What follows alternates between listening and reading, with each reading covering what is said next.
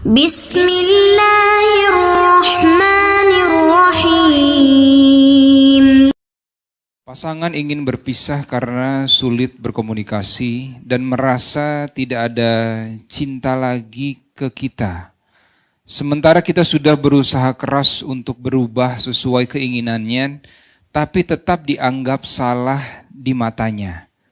Memang di awal pernikahan kita sadar kalau kita keras dan saat ini kita menyesali itu. Tapi setelah kita mulai sadar, pasangan sudah mati rasa.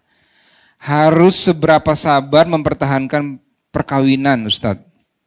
Kita sangat mencintai dan khawatir tentang nasib anak jika berpisah. Apakah rumah tangga bisa bertahan? Ustadz, amalan apa yang sebaiknya dilakukan dalam kondisi seperti ini? Terima kasih, Ustadz. Baik, problem ini sebetulnya alamiah akan dialami oleh siapapun yang berumah tangga. Saya ulangi ya, problem ini akan alamiah bagi siapapun yang merasa berumah tangga. Kenapa? Karena declare ayatnya pertama kali sudah mengatakan, engkau pasti menemukan kekurangan di pasanganmu. Itu poinnya. Tapi kadang kesadaran itu menjadi berkurang karena setan bermain dengan cukup indah di situ. Provokasinya terlalu banyak.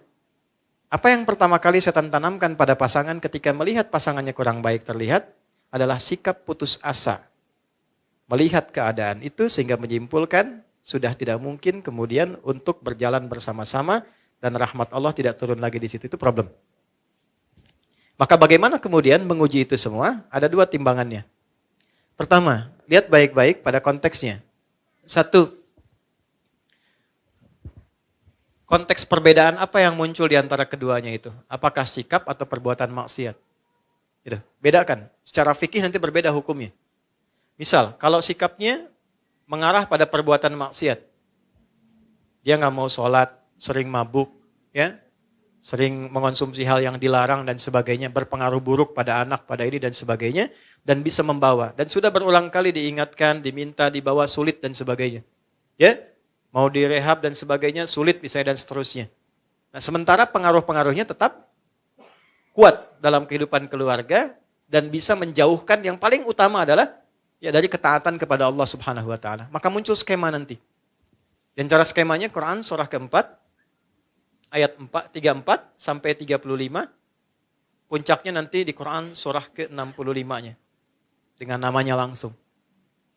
Ayat 34, ayat 35 memberikan jalan keluar. 1. Dari komunikasi fa'idhuhunna. 2. Wahjuruhunna fil madaji. Mengecek cintanya masih ada atau enggak.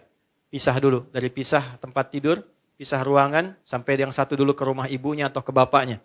Untuk ngecek ada kepedulian enggak. Tanya enggak. Kan? Masih peduli enggak? Dan seterusnya. Enggak ada sama sekali, tetap larut dalam perbuatannya. Masuk yang kedua. Ayat 35. Fa in khiftum shiqaqa bainihima fab'athu hakaman min ahli wa hakaman min ahliya. Kalau enggak bisa sendirian menyelesaikan, maka cari ruang kepada pihak yang ketiga. Pertama paling dekat keluarga, wali dulu. Kalau enggak ketemu, yang disepakati oleh keduanya, yang dipercaya. Ustadz siapa, teman siapa, si fulan. Yang memang pendapatnya bukan untuk dibagi, tapi memberikan kontribusi.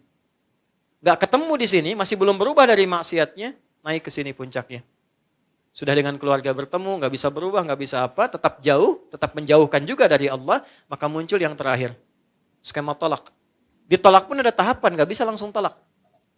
Kasih pelajaran pertama, suami menolak. Kalau nggak mau, muncul khulu, istri mengajukan. Kalau istri mengajukan, sifatnya fasakh, dipisahkan oleh hakim. Ya, dipisahkan ini nggak seperti talak yang biasa.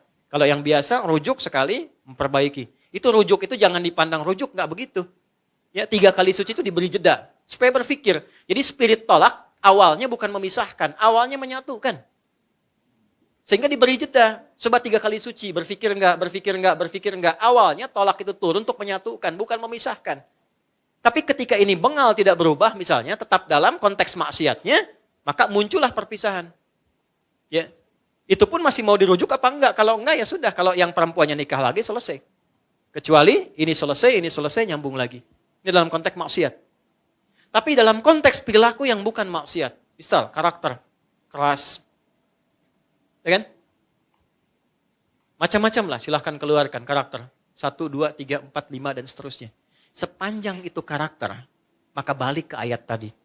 Aku pasangkan, kata Allah, dia dengan karakternya kepadamu karena hanya engkau yang bisa mendulang pahala dari sifat kurangnya untuk mengeluarkan sifat baikmu. Memang pahalanya ada di situ. Kan pengen surga, pengen baik, pengen mulia. Tapi bukan berarti terus-terusan begitu, bukan. Nanti ada jalannya. Ada jalannya. Maka yang pertama apa yang harus dilakukan? Satu, serahkan dulu kepada Allah dengan menerima. Ya Allah, terima kasih engkau kirimkan dia untukku. Ya kan? Bukan yang lainnya. Untuk meningkatkan sisi-sisi positif yang mungkin aku bisa tampilkan dalam kehidupan. Satu poin. Dua, saya agak cepat. Minta sama Allah, doa. Ya Allah, engkau kirimkan dia kepadaku bukan pada yang lain. Dan engkau janjikan dalam keberpasangan ini untuk saling menyempurnakan. Mohon turunkan sifat kerasnya menjadi lemah lembut. Bagaimana cara melakukannya? Ya, gak usah di depannya. Keras amat sih. Kenapa harus begitu sih? Capek begitu. Bangun malam, sholat. Di sampingnya. Minta sama Allah. Habis sholat minta sama Allah. Jaharkan aja. Nangis gak apa-apa. Ya Allah, terima kasih kau kirimkan suami kepada aku. Dia memberikan kebutuhanku, duniaku.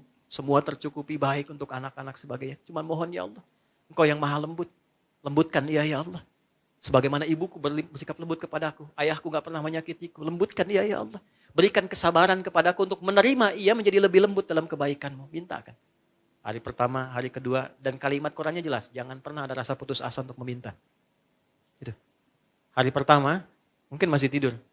Hari kedua, mungkin dia dengar tapi masih tidur. Hari ketiga, mungkin dia bisa datang memeluk Anda dan minta maaf pada Anda. Ketika ada makhluk yang sulit ditaklukkan dengan makhluk lagi, minta kepada Khalik untuk melembutkan dan menaklukkannya. Itu sudah ditempuh atau belum? Ya kan? 3. Pelan-pelan. Datangi pasangan. Tapi bukan untuk mencari kekurangan. Minta maaf kepadanya. Satu aja lu. Dan gak usah gengsi. Aku minta maaf. Kalau dengan semua apa yang aku berikan saat ini, belum bisa membuat engkau misalnya menjadi lebih baik, menjadi lebih nyaman dengan saya, menjadi lebih enak dengan saya minta maaf. Kalau saya belum sabar, belum baik, belum ini. Tolong tunjukkan saya bagaimana mesti bersikap. Minimal turunkan dulu tensinya. Setidaknya ada rasa maaf yang turun. Kalau sudah sedikit frekuensinya turun, lebih mudah untuk menatanya. 3, kalau belum bisa dilakukan, terakhir ayat 35. Faba'athu hakaman min ahlihi wa hakaman min ahliha. Cari orang bijak yang bisa didengar. Kalau 1 dan 2 sudah tidak bisa saling mendengar satu dengan yang lainnya. Cari orang bijak untuk memberikan nasihat-nasihat terbaik.